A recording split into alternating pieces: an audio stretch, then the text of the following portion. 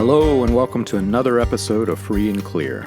I'm John Collins, the founder of William Branham Historical Research at william-branham.org. And with me I have Naomi Wright, the founder of NaomiWrightMinistries.com. And we're asking the difficult questions that people have about religious abuse, breaking them down into simple terms, and helping people to become free and clear. Naomi, how was your break for the holidays? It was good. Yeah. Break for the holidays. I'm like, what break did it? Well, we took a break. Is that what you're talking about? We took a break, right. I was like, wait, remind me of what break I had. Why am I not feeling rested? Yeah, no, for everyone who's listening, I actually, sorry if you just heard that in the background. I took off a coat that's loud. But I reached out to John a couple weeks ago. I was like, are you ready? I need some fun. Let's go back and get back on these. So yeah, we're excited to be back and do another season for y'all. Absolutely. Mine was bittersweet. I think I've shared this with you, Naomi, but I've not really shared with a lot of people. My cousin and best friend passed away in December due to COVID, and ironically, he's a good part of the reason why we're doing this. He's the one who helped me through my most difficult times coming out of a cult, and back whenever I was in it, he's the reason I'm still alive today. I'll leave it at that and just simply say that he really helped me through some hard times.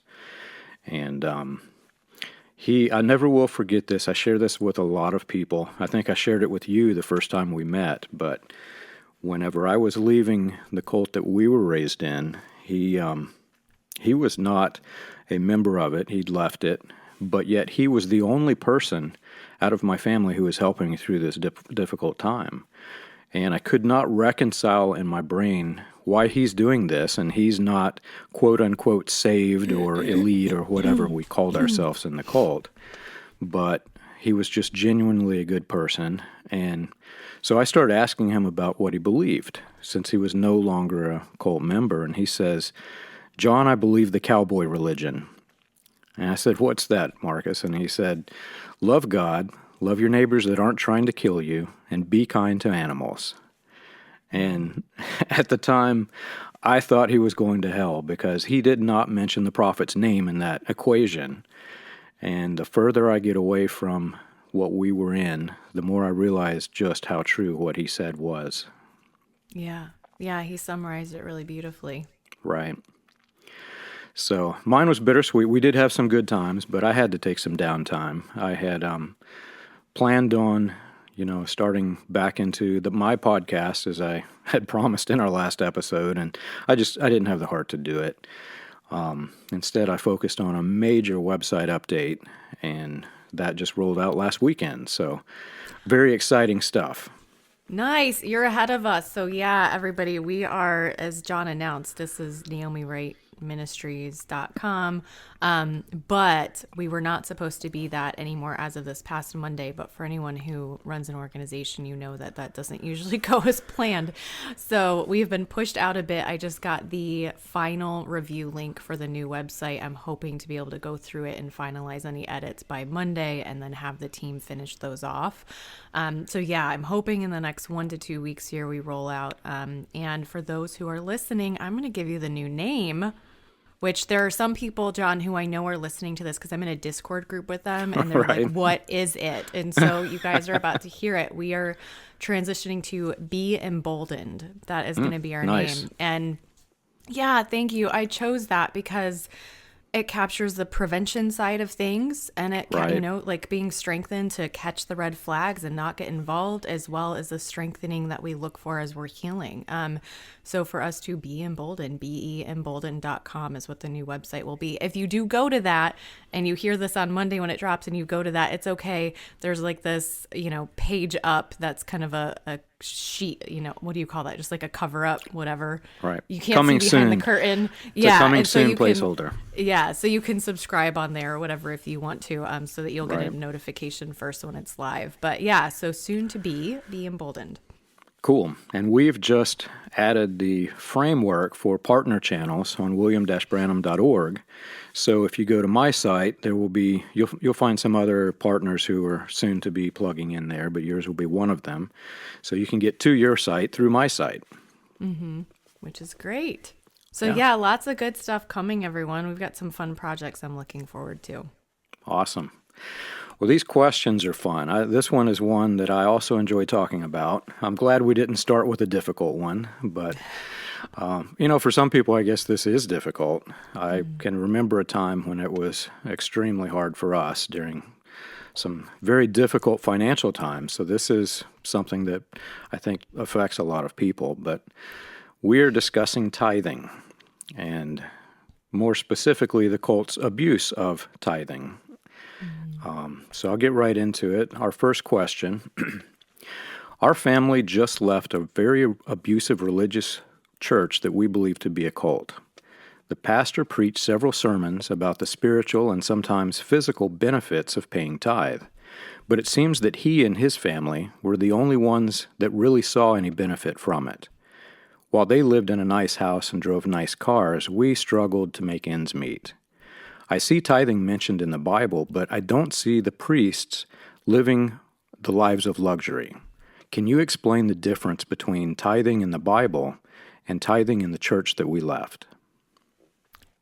So John, for this one, I'm going to take a step further back from this question and then bring it back to this question directly, and look at what is tithing itself and how does that apply today? So the word tithe literally means 1/10, so it means 10%. Back in the Old Testament, when all this got started, as far as we're aware, that 10% was only one of 3 donations that at the time were mandated by God. So 10% went to the Levites, who had not yet, they didn't receive land or anything like that, so it was a way of providing for them. They were the guys who officiated at the tabernacle. Then later on, they were similar to ministers once the temple was built, to draw a correlation to today. The Levites themselves gave 10% of the 10% they got to the priest to provide for the priest. Then we had 10% given for annual festivals in Jerusalem. People tend to cut this one now because it's not really common practice in Christianity to be doing festivals like that. And then every 3 years, people gave 10% to a central treasury to be given out to those who are in the most need. So to provide for the people who are the poorest, the widows, people like that who really needed help, which if you break that down, it would be 3 1/3 a year. Again, people tend to cut this one today because we paid taxes, which supposedly provides for all the social needs out there. Now, it definitely provides for some, but as we know, there's gaps. So the total was actually 23 1/3% annually if we're going to go all the way back to the Old Testament, which I think is important to note because oftentimes cult groups are leaning on the Old Testament for what they're doing. Right. Yeah, so this is not what Jesus then taught in the New Testament, though. Jesus taught very simply, but stressful for some of us who have come out of a cult. He taught to just be generous and be sacrificial and help alleviate the needs of others. So there's no fixed percentage. And really, we're going to be held accountable for those of you who believe in Christianity and believe that you'll stand before Christ one day and have a conversation. We're accountable for what we do with 100%. It's kind of this belief that none of it's really ours, it's his. And so how do we use it? And so it's not like, oh, I can give 10% and then go do whatever I want. Like, how do I use it well? And then here's where it gets stressful though, because when we've gone from something that's so calculated and so regimented, where we feel like, okay, I did this and this, and so I'm good, I'm covered. And then we lose that and we're told just be generous. Like, well, that's actually can be worse because how do I fulfill that requirement? Right. So I wanted to also point out one passage in scripture. It's 1 Timothy 6:17-19. I'm going to read it for you real quick. Command those who are rich in this present world not to be arrogant, nor to put their hope in wealth, which is uncertain, but to put their hope in God, who richly provides us with everything for our enjoyment. Command them to do good, to be rich in good deeds, and to be generous and willing to share. And this way they will lay up treasure for themselves as a firm foundation for the coming age, so that they may take hold of the life that is truly life. I think this is so beautiful because it's telling us that we get to enjoy as well, while also being a good steward and giving of our surplus. So we're not under the old covenant anymore. We must know how the new fulfilled the old and move on to the New Testament with how we're thinking through some of these things. My point then in response to this question is, you can enjoy things, you can take a nice vacation, you can have a nice car, but absolutely not at the expense of other people who are not actually giving out of their surplus. Mm-hmm. Does that make sense? So instead, they're giving what they need to survive. If you're struggling to make ends meet, then you're giving beyond your means. Like, you're not actually being generous. You're putting your family and their housing and their food in question. If you're giving 10% and you still have a lot of money to burn, then maybe you're not being generous enough. And so that's really a heart gauge for yourself. Right. I think you should stress the word surplus, because a lot of these cults don't tithe you on the surplus or the excess that you make. They want you to pay 10% of everything that you get, everything that comes in. There are a lot of people who are in these types of cults that are still hung up on the Old Testament, the Old Covenant. It's very difficult when you've been programmed this way, to understand the difference. And one of the things that helped me, as with everything that helps me, is to study the history. Learn not just the history of the Jews in the Old Testament, but think of the culture, the times. What would it have been like while you were paying tithe?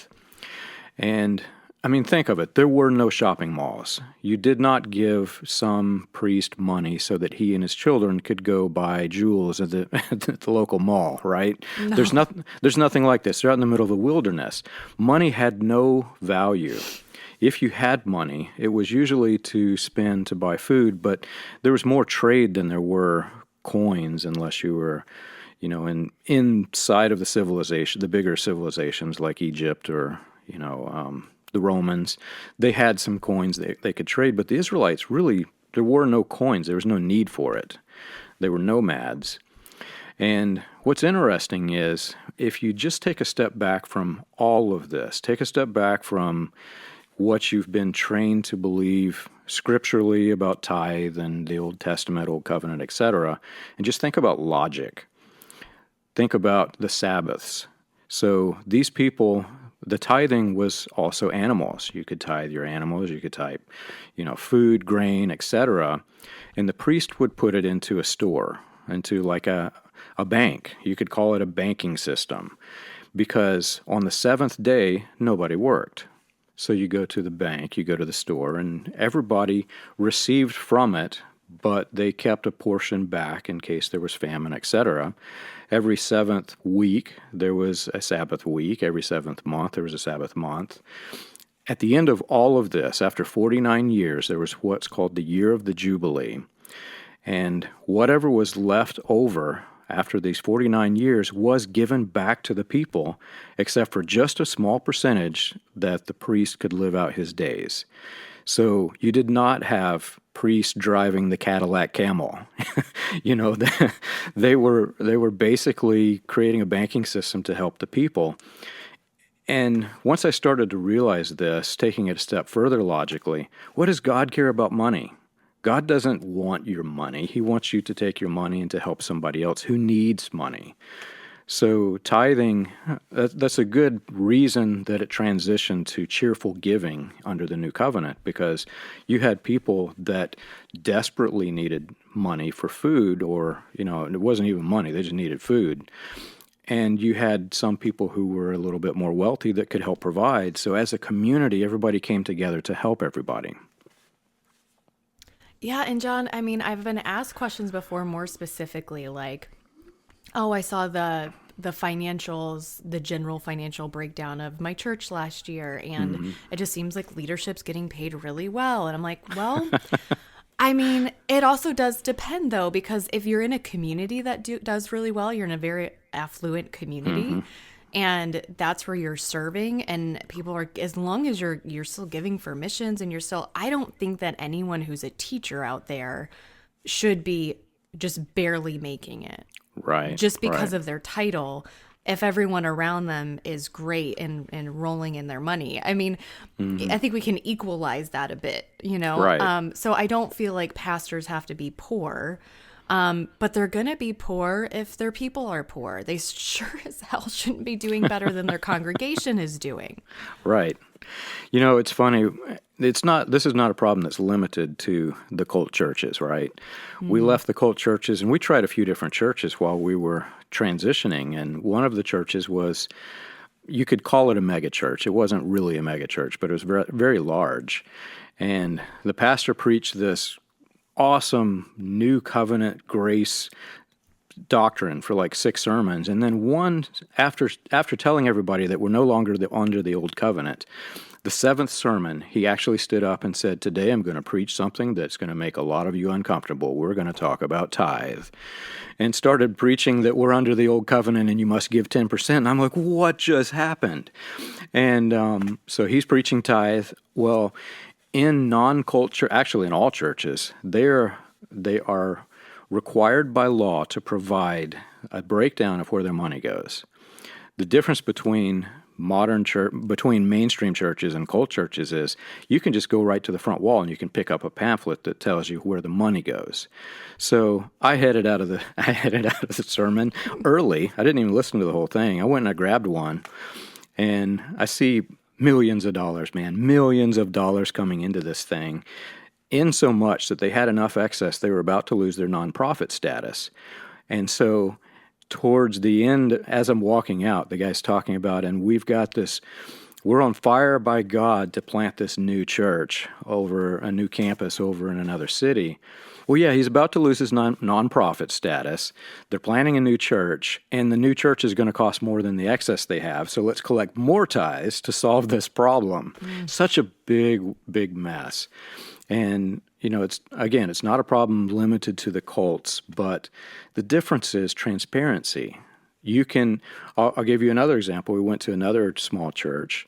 I picked up their pamphlet of their packet of where their money goes, right down to the toilet paper. You can see every itemized line item of where their expenses goes.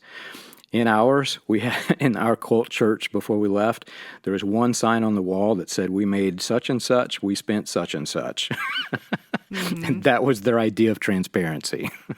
Yeah, I mean, standardly, I think people at least have categories, you know, kind of like if you were in QuickBooks or something like that, and you've got these different categories, and then you can ask for more if you want, but usually you'll at least see that published on an annual basis in a mainstream church. If you don't, you're always welcome to ask for it. Right.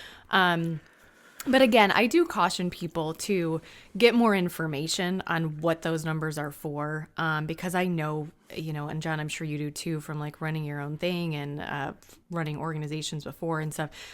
There's usually things that just aren't thought of that fall into those categories, like toilet paper. People forget that you have to buy things like toilet paper. So I always say, like, exercise some caution first, like get your questions answered. But I think it's a good area to check out for any of you out there who are looking into a church. And something that's funny to me, John, if someone preaches because I do think that generosity should be taught. I think it is something that needs to come up in sermons. I think we need to talk about being generous, and it's not just giving to the church, but generous in general. People in your community, friends and family who are struggling, just generosity in general. I think that should be taught from the pulpit. Whenever someone's like 10%, I'm like, oh man, I was going to give you 45 this year. You just missed out, man. I guess you're just getting 10. Right. All right, next question. In the church we attend, the pastor preaches an entire sermon on tithing every few months. He says that we should be paying 10% of our gross income before taxes, not just on the money we receive. I disagree. I say let the government pay tithes on what they earned, and I'll pay tithes on what I earn. Do you agree? Okay, so John, this question kind of made me laugh because I'm like, I don't really agree with either side of that discussion, which might not be the answer you're expecting, but here's why. So in a way, some of that money that you're paying in taxes is being used to help support social programs. So an argument could be made I don't know how good it would be at the end of the day, but an argument could be made that the government does pay tithe, so to speak. It's not necessarily 10%. And again, tithe means 10%, but that the government does pay money. But then you could also make an argument that your taxes were tithe money in some form. Because you'd be like, well, if I'm paying 25% in taxes and they're taking some of that for these social programs, maybe it was 10% and I'm already done, because Right. it's going towards welfare programs and things like that.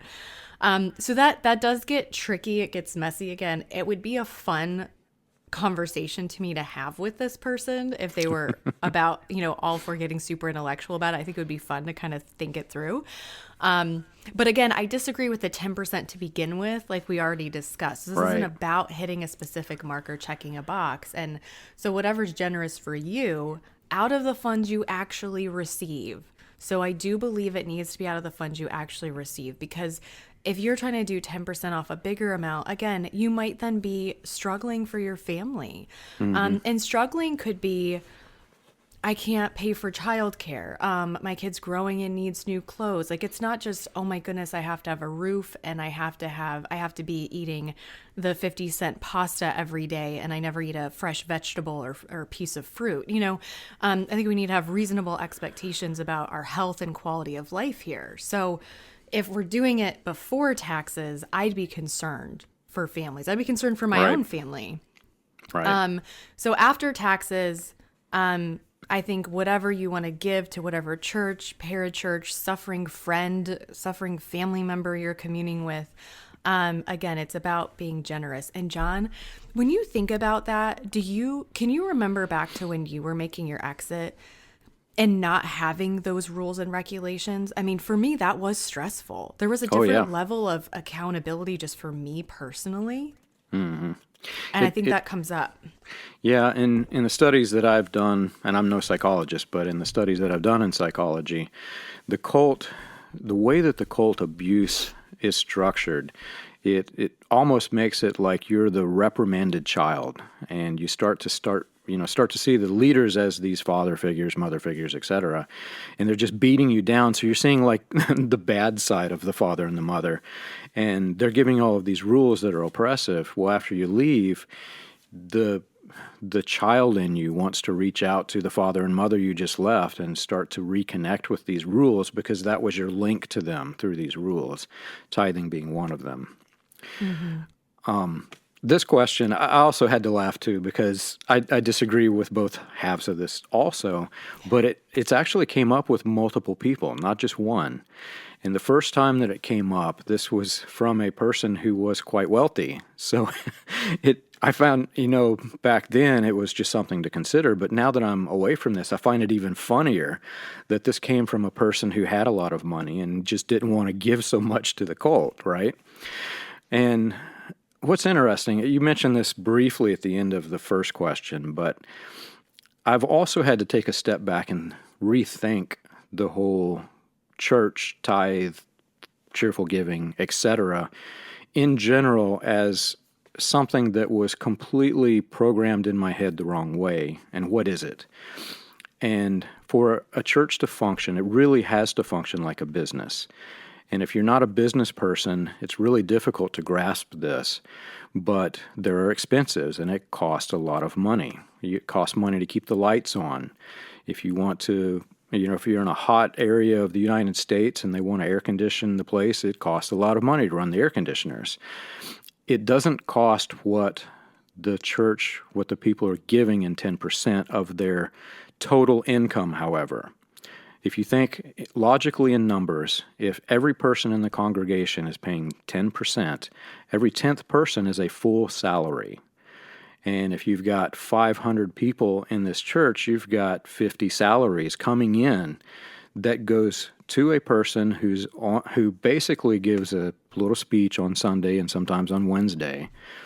All he's doing is giving a speech. He's getting this money, and he's telling you you're giving it to God. Well, what's God doing with it?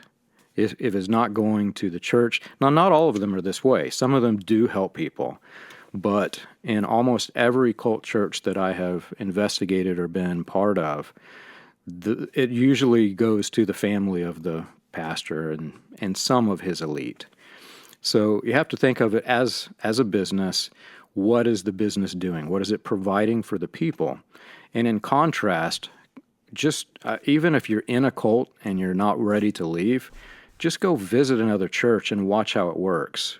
Just investigate how the people, whenever they give money, what happens to it. You can freely ask the pastors this, and you'll find that in a healthy church, there are people who are in need, who really can't afford, even to live. The things that we take for granted, there are people that can't even afford the basic necessities. And that's why this system is established, so that the people who do have some excess, they give to the pastor determines who's needy, and gives it to the needy, and the needy person can put food on their table. All right, next question. After leaving a cult, I really struggle with church. I've attended a few services at other churches, and each time I do, I feel triggered. Because of this, I'm no longer paying any tithes, and I don't want God to punish me. Where should I send my money? Yeah, this one makes me sad. This question makes me sad, and I completely get where it's coming from. I think I also just really resonate with the I struggle with church and I feel triggered when I go, which is a whole other conversation. But for Right. anyone listening where that resonates with you too, I am right there. Like, I get it. You are not on your own. There's a lot of valid reasons for that. But as far as where you should send your money, is God even going to punish you? Again, we're called to be generous. We're called to give of our surplus to whatever organization or individual you choose. So if you feel wrecked by a homeless individual in your neighborhood, give to them. If you see a GoFundMe for a family friend who lost their house in a fire, give to them. If you're passionate about suffering children overseas, provide monthly support for their care and education. I mean, there's so many different charitable organizations that you can support out there. And so if something impacts you and you just really feel like, gosh, that affects me, maybe not directly personally, but it really impacts my heart, like I really care about this population, then give to support that. What's important is that you share what you have with those who are in need. And again, out of your surplus. It's not, you don't have to give specifically to a church. Now, I would say for someone who, and maybe we're going to get to this in another question, so I might be jumping the gun here, John, but if you are attending a church, I would say if you're going there and you're receiving from them, and you're using their toilet paper, but you're receiving teaching from them, you're going to the potluck, or your kids are in the youth program, I think it would be a good thing to consider providing towards those services that your family is utilizing. Right. But if you're not attending a church, support something out there. And something that's always been really important to me since I started this journey of what do I do with surplus, it's always been really important to me to be able to help people that I cross paths with throughout my Right. life, and so I'm like, that's mattered to me. Like, there was a time where my husband and I, where we were working, there was a homeless community who had relocated. They're constantly getting kicked out of where they are and have to move on. And they had relocated down in this ravine area from the warehouse we were working out of. And it was getting so cold in Denver that time of year at night, really, really just frigid. And so we went out and we bought them those like -35-degree sleeping bags and a tent, and brought them coffee, and that cost us several $100s. And it was just something that we felt so convicted by in that moment when we saw them. We're like, this isn't okay. Like, they could literally freeze to death. Mm-hmm. And so that was a way that we gave that month. And I didn't track it. I wasn't like, oh, $300 was that 10%. It might have been over that month. I don't know. It didn't matter. Yeah. It was specific to the need that we saw. Yeah. I can remember the calculators and the Excel files. There was a lot of work finding this 10%. I got this money from my mom for Christmas. Now I got to, it was such a big mess. But I sympathize too with a person who's struggling there with the triggers. It takes years to overcome that, and some people, unless you really address those triggers, they will continue. Mm-hmm. You have to really work at rewiring those triggers and associating them with happy memories instead of what we had. But the whole punishment thing, that we were so manipulated to believe in not even the Christian God. We literally believe the pagan God who's demanding, the one who's demanding child sacrifice. Obviously, we were not sacrificing our children, but we were trained and manipulated to believe that the Christian religion had a God that had this evil, narcissistic nature. And he was so demanding that he wanted your money.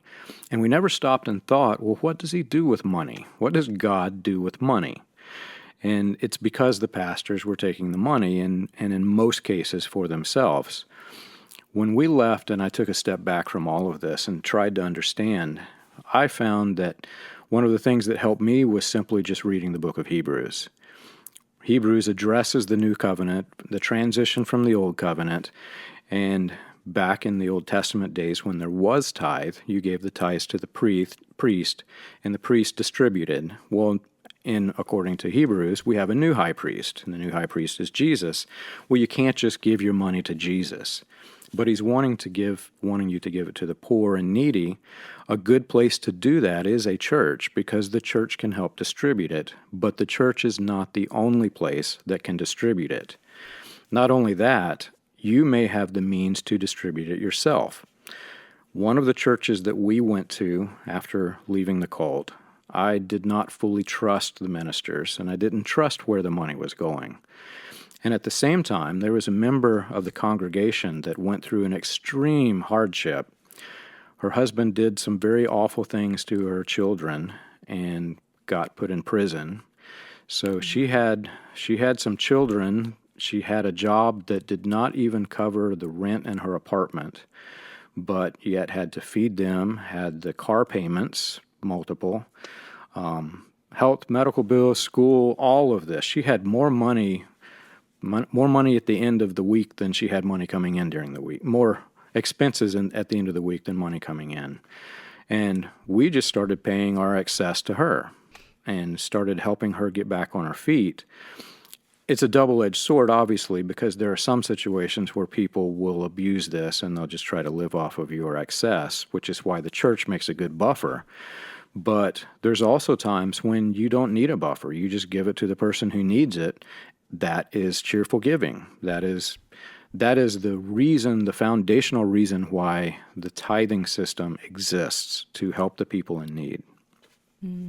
Yeah, I agree. And I've definitely my family's done a mix of both. You know, we personally, we support a couple of children in another country.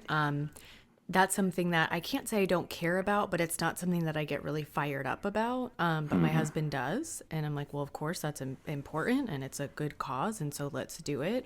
Yeah. I tend to get more impacted by what I see going on, like right where I am. Right. And so so he and I have had conversations about, well, how do we kind of distribute this among the different causes, that we really care about and are passionate about. And when we are regularly attending a church and becoming a part of that congregation, what is our contribution there? And I really liked, there's a church that my husband, it's the church where he accepted Christ when he was 17 and actually was close to where we ended up buying our house a couple years ago. So we had started attending there again before we moved.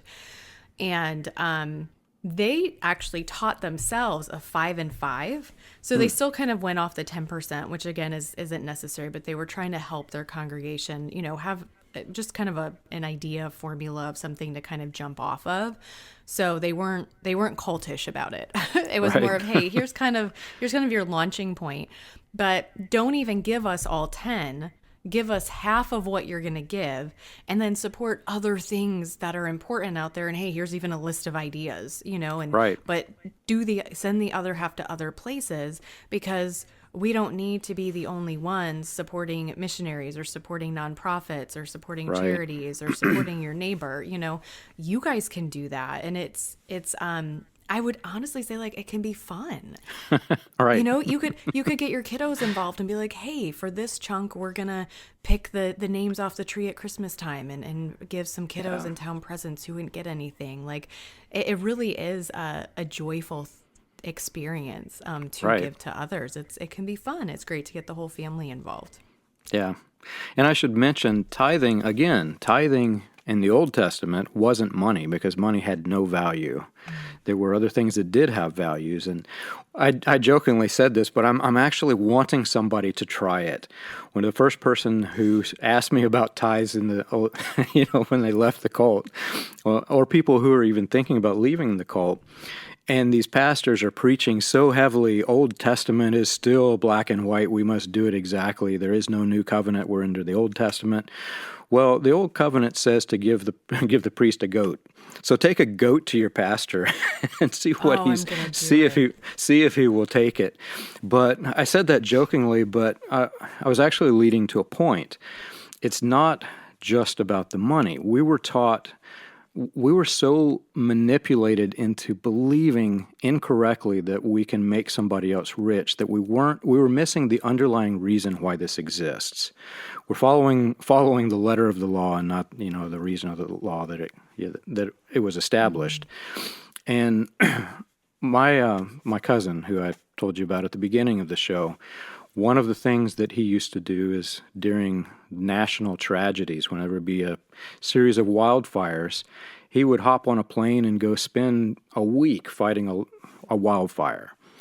And you don't think of that as cheerful giving or tithe when you're manipulated to believe the way that we did as a cult. But in a mainstream church, what he did is very much cheerful giving, very much tithe, and logically, the money that he would have earned while not fighting these fires, he literally was donating what he didn't earn. So, yeah, it's not technically giving a good, but it is giving a service. So there are things that you can do to help the needy, like somebody who's crippled, go mow their lawn. There are so many ways that you can help people that really doesn't have to even rely on money, even if you don't have money to give. Yeah, John, that just hit in a really personal way because, for example, a struggle my husband and I are having right now, having recently relocated and just where we're at overall in life at the moment. If someone came to me and said, "Hey, I'm going to tithe to you $100 a month," be like, okay. If they instead said, "Hey, I don't have extra funds, but I can come hang out with your son twice a month and let you and your husband have some quality time together," I would probably start weeping. Absolutely. Because it's not something we've had in 6 months now since we've relocated. Like, we don't get to have that because we don't have that kind of support where we currently are. It doesn't cost anyone anything financially, but it is a resource. It's their time. Yeah. And someone's time is important. Right. So yes, absolutely. And we've had many times where that's what we give is, "Hey, I don't have money to help, but I can make extra I have leftovers from this meal I'm going to be crock potting and your family's struggling. I'll do a meal drop off, take some pressure off." So yeah, I love that. Yeah, and you don't, as a businessman, I see it more than most people. I know the average person isn't thinking in this way, but every minute that I go spend helping somebody is a minute that I could actually be billing because I'm a consultant. So I'm actually giving money when I go help somebody. And all the services that I do cost me because I can't be billing a client while I'm doing them. The businessmen, businesswomen understand this. The people who aren't, think of you mentioned the food, the crock pot. So you had to buy the food, you had to run the electricity to run the crock pot. There's actually money involved if you're still hung up on the money thing, but what I'm trying to say is move past the money thing and think about just helping people. That's great. Next question. My husband passed away last year, and I'm now working 2 jobs to feed our children and put them through school. I want to pay my tithes, but my bills are almost more than the money that I earn. When I do have a little extra money and I pay my tithes, it seems like there's always another big bill coming in that I can't pay. What do I do? Stop it. Stop giving so much. Again, give what you can, pray for continued provision, and be willing to receive.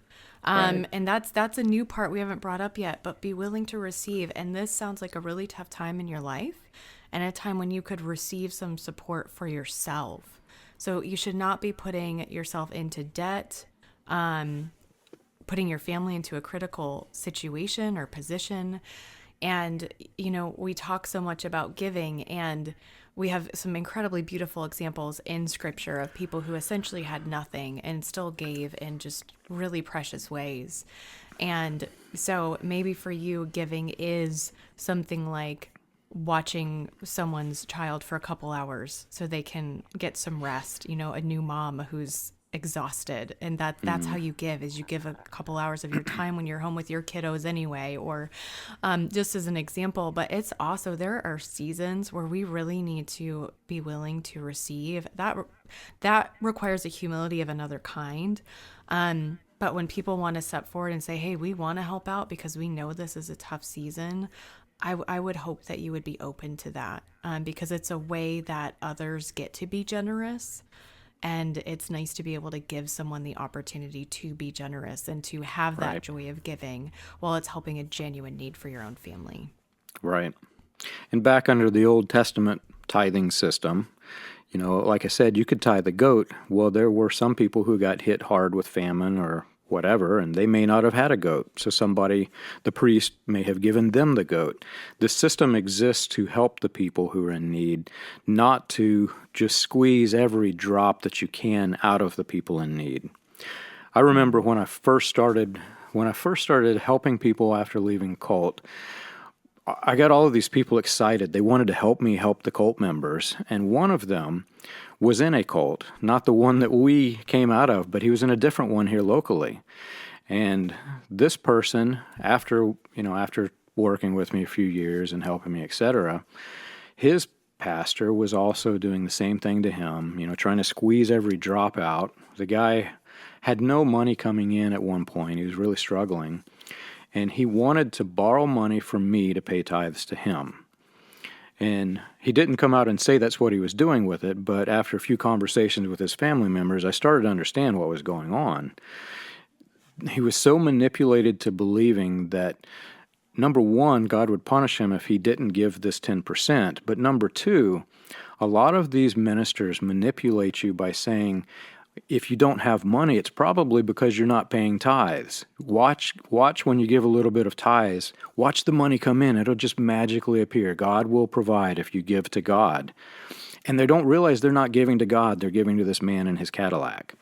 So you have to understand that the system exists to help the people in need, not to squeeze from them. And sometimes you might be the person in need.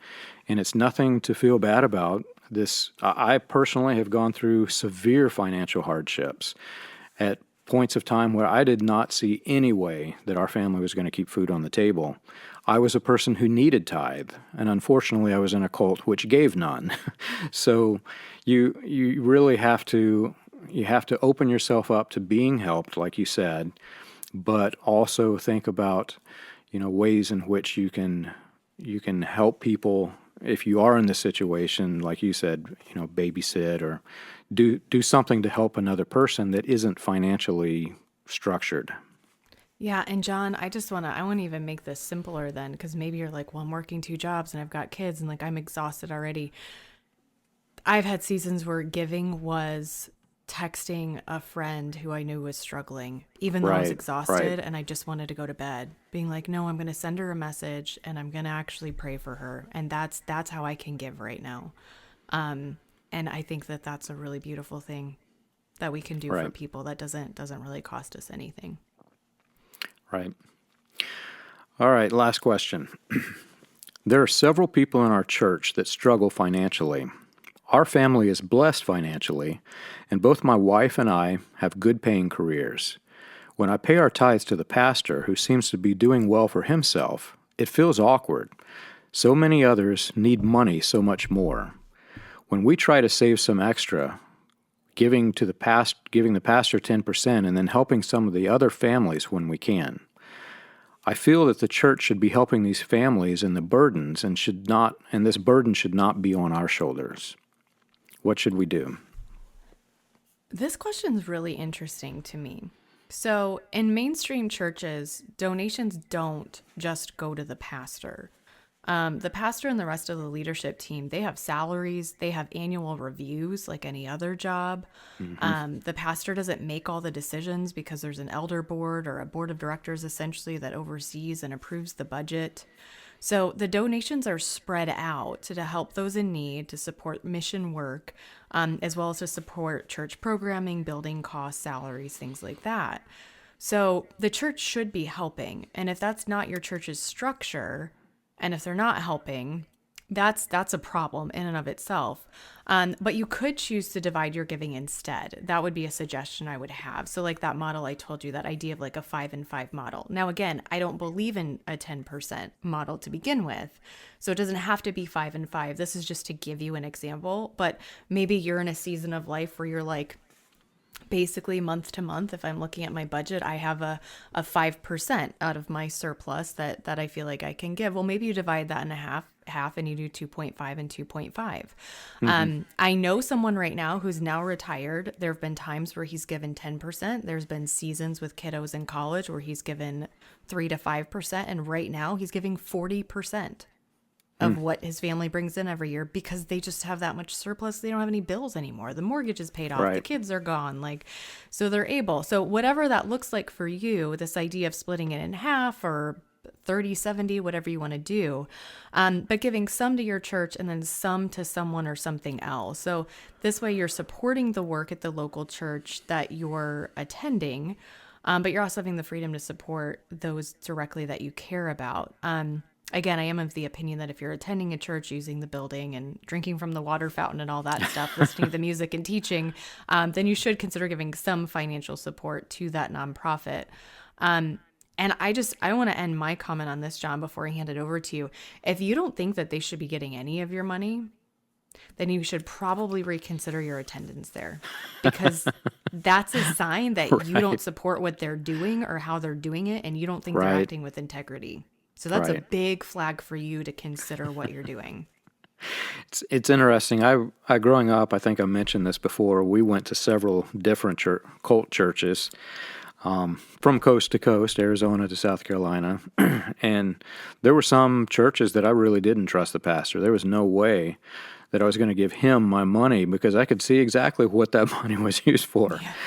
And what's interesting is I was not alone in this. There are a large number of people that give to the cult headquarters organization because they don't trust the pastors at the churches they're going to. And interestingly, we were so blinded that we never saw this as a problem. We're in the cult, everybody's happy, we don't trust them, but we're going to give our money to this other place. But yet I'm still going to go to this church for this guy that I don't trust, right? Mm-hmm. And it really comes down, this question really comes down to, is your church a healthy church? If you were Red Cross does a wonderful thing for a lot of people. It helps a lot of people globally. If you were donating to the Red Cross and you had a question as to whether the single person who is the CEO or whatever of the Red Cross is the one who's getting all of the money that you're giving, would you continue giving to the Red Cross? Absolutely not. You would want to see where, the fruits of the money, what you're spending. Your example that you gave of helping children in other countries, I'm too skeptical to even do that because I understand the business structure. It costs money to run an operation like this. If I give you $1, the child on the other end's not getting $1. It has to go through the expenses, etc. You might be giving 30 cents. I don't know what it is. But I don't have their sheet of expenses. What if it's only 2 cents? What if I just gave you $1, $100, and only $2 of that went to the child? Is it really worth it? So I'm too big of a skeptic to do this. And if I'm in a church where I'm skeptical that the pastor or any of the leadership are misusing funds, this is not only grounds for me to leave, but this is grounds to open up an IRS investigation in this place. This is illegal what they're doing. Mm-hmm. It's not right. And again, not all of the cult churches are like that. There are some who actually give generously. The ones that I have been involved with and the ones that I've looked at their tax papers are not. So you have to be very cautious where you're giving your money. And also this disclaimer, it's not only in cult churches. There are other churches that have this problem. But it comes down, the simple answer is find out if your church is a healthy church. Look online, you can find 1,000 different articles about what makes a healthy church. Is your church healthy? And you can see the attributes of a healthy church. And if it doesn't meet the criteria, then absolutely question whether you should give your money to them. Yeah, I think if I didn't want to give my money to the church that I was letting pour into me and teach my children, yeah, that's incongruent, guys. So really think about that. Really think about what that means for you. And maybe it's that you should be more comfortable giving money. It's more likely that you're probably better off maybe looking for a different church. And for sure, for those of you who have already made changes in where you're attending, and some of these questions were more, I'm not attending somewhere, so what do I do? But for those of you who are investigating what I usually refer to as mainstream churches, one of the many denominations of the mainstream church world versus the cult world, ask some good questions. It's important to feel comfortable with what you're doing, and something that you have not been taught is that asking questions is okay. And that's something we want to break down. We want to change that. We want you to get really comfortable asking questions, because that's how you're going to get information, and that's how you're going to be able to assess the information and make an educated decision.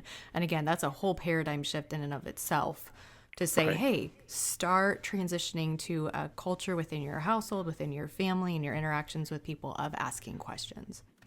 If you have questions that you'd like to hear on the show, please send them to us. You can contact us on the contact page of freeandclearshow.com, and we'd love to hear from you. We want to help you become free and clear.